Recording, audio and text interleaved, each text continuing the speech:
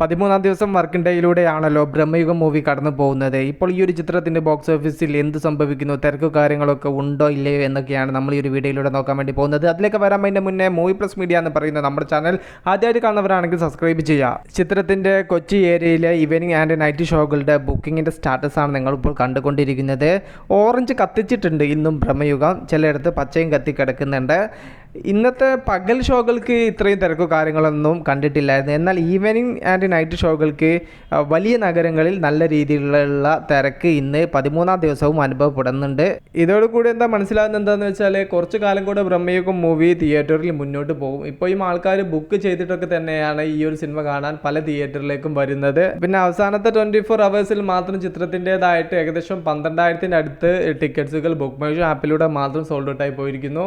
13-ാം ദിവസത്തിലും ഒരു black and white cinema book my show ആപ്പിലൂടെ മാത്രം 24 അവേഴ്സിൽ 10,000 ടിക്കറ്റ്സുകൾക്ക് മുകളിൽ സോൾഡ് ഔട്ട് ആവുന്നുണ്ടെങ്കിൽ അത് വലിയ കാര്യമാണ്. കൂടെ ഓടുന്ന കൊമേഴ്ഷ്യൽ സിനിമകളെ കുറിച്ച് നമ്മൾ ചിന്തിക്കേണ്ട ആവശ്യമില്ല. അത് കൊമേഴ്ഷ്യൽ സിനിമകളാണ്, അത് കാണാൻ പ്രേക്ഷകർ വരും. പക്ഷെ ബ്ലാക്ക് ആൻഡ് വൈറ്റ് സിനിമക്കും ഇത്തരത്തിൽ ആളുകൾ എത്തുന്നുണ്ടെങ്കിൽ അത് സിനിമ മികച്ചതായത് കൊണ്ടാണ്. അല്ലാതെ ബ്രഹ്മയുഗം എന്ന സിനിമയിൽ ആളുകളെ എൻ്റർടൈൻ ചെയ്യിക്കുന്ന യാതൊരുവിധ ഫാക്ടറും ഇല്ല. മമ്മൂക്കയുടെ തന്നെ കണ്ണൂർ സ്ക്വാഡ് ഏകദേശം 50 ദിവസത്തോളം കേരള തിയേറ്ററിൽ പ്രദർശിപ്പിച്ചു. മമ്മൂക്കയുടെ തന്നെ കാതൽ ദിഗോർ ഏകദേശം 50 ദിവസത്തിൻ്റെ അടുത്ത് അതും തിയേറ്ററിൽ പ്രദർശിപ്പിച്ചു. ബ്രഹ്മയുഗവും 50 ദിവസത്തോളം തിയേറ്ററിൽ ഓടിയതിന് ശേഷം മാത്രമേ കളം വിടൂ